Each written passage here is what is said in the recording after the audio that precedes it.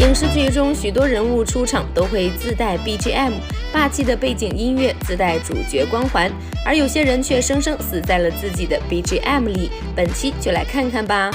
俺のナイフはな、たっぷりと毒が塗られた毒の刃だ。かすっただけでもあの勇気だぜ。还记得日剧《勇士闯魔城》里那个风骚的舔刀男吗？由于耍帅太过忘我，继而舔了自己的毒刀，因此当场去世。俺の刃でやけどするね。あ、それあれ舐めちゃった。羞羞的铁拳中，秀念大师兄配合着霸气的 BGM， 纵身跃入车流中。本以为是个王者，没想到下一秒就命丧当场。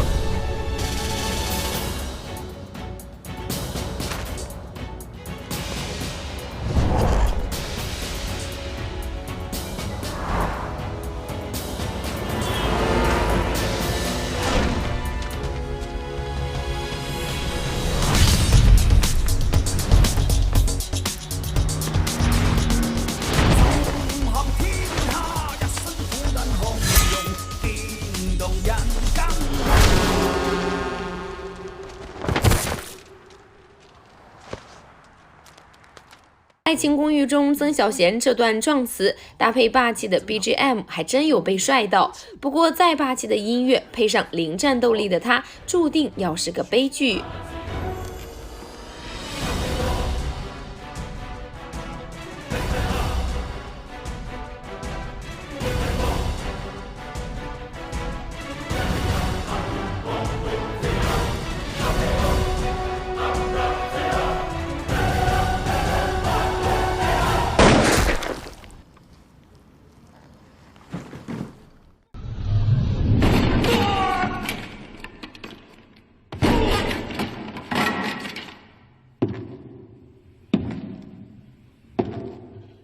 还有谁？周星驰电影《功夫》中，鳄鱼帮老大出场一句“还有谁”，至今令人印象深刻。看似霸气的他，却被斧头帮活活捉住，最终惨死。